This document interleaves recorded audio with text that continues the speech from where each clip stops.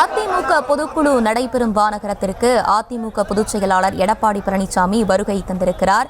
தொண்டர்கள் புடைசூழ அதிமுக பொதுச் செயலாளர் எடப்பாடி பழனிசாமி அந்த அரங்கத்திற்கு வருகை தந்திருக்கிறார். கூடுதல் விவரங்களோடு இணைகிறார் செய்தியாளர் பாரி கார்த்திக். வணக்கம். சரியாக எப்போ இந்த பொதுக்குழு கூட்டம் நடைபெற இருக்கிறது?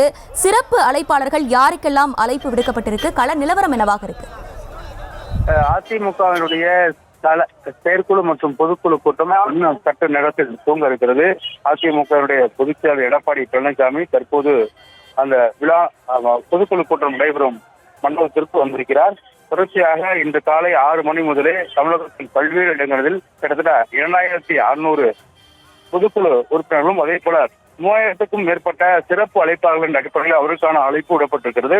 அதன் அடிப்படையில் இன்று காலை அதிகாலை 6 மணி முதலிருந்தே தொடர்ச்சியாக தமிழகத்திலிருந்து பல இடங்களில் தொண்டர்கள் வந்த வண்ணம் நிலையில் தற்போது எடப்பாடி பழனிசாமி பொதுக்குழு நடக்கும் அரங்கத்திற்கு வந்திருக்கிறார். சற்று நேரத்தில் இந்த பொதுக்குழுவானது துவங்க இருக்கிறது.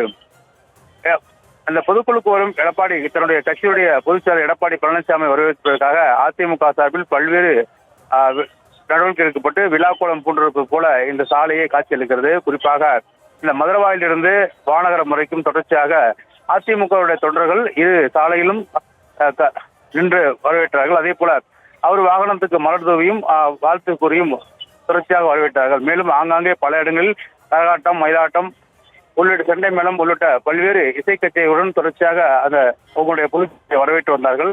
அதிமுகவினுடைய முக்கியத்துவம் வாய்ந்த இந்த பொதுக்குழுவை பொறுத்த வரைக்கும் இன்னும் 1.5 ஆண்டுகள் 2026 சட்டமன்ற தேர்தல் வர இருக்கிறது. எனவே இந்த பொதுக்குழுவானது முக்கியத்துவம் வாய்ந்த பொதுக்குழுவாக கருதப்படுகிறது. அதாவது வழக்கம் போல இந்த அதிமுக பொழுக்கு தற்போது இல்லை. ஏனென்றால் ஒவ்வொரு பொதுக்குழுக்கும் இந்த அளவுக்கு கட்டுப்பாடுகள் விதிக்கப்படவில்லை. குறிப்பாக செய்தியாளர்கள் கூட உள்ளே அனுமதிக்க முடியாத ஒரு சொல். ஒவ்வொரு பொதுக்குழுக்கும் உள்ளே வரைக்கும் அனுமதிப்பார்கள். ஆனால் தற்போது அதாவது அது அடையாள அட்டை, அழைப்புதல் கடிதம் என இந்த இரண்டும் இல்லாதவர்கள் யாரையும் இந்த சாலையை விட்டு கூட யாரும் உள்ளே கூட அனுமதிக்கப்படவில்லை.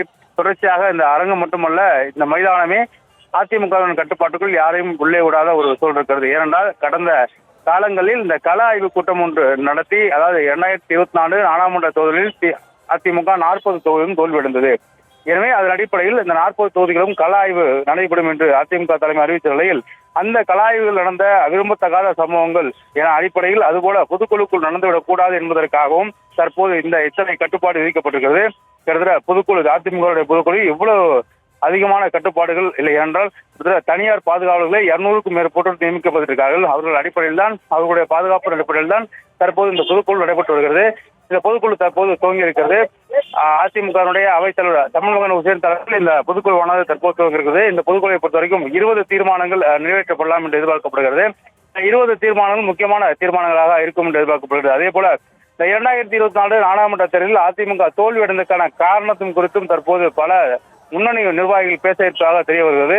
அதன் அடிப்படையில் வருகின்ற அதிமுகவினுடைய உள்கட்சி தேர்தல் நடைபெற இருக்கிறது. எனவே அது குறித்தும் இந்த பொதுக்குழுவில் பேச இருக்கிறார்கள். குறிப்பாக வருகின்ற 2026 இந்த சட்டமன்ற தேர்தலை பொறுத்த வரைக்கும் கூட்டணி குறித்து முடிவெடுக்க எடப்பாடி பழனிசாமி அவர்களுக்கு அனைத்து அதிகாரம் வழங்க இந்த பொதுக்குழு உறுதி செய்யும் என்றும் எதிர்பார்க்கப்படுகிறது.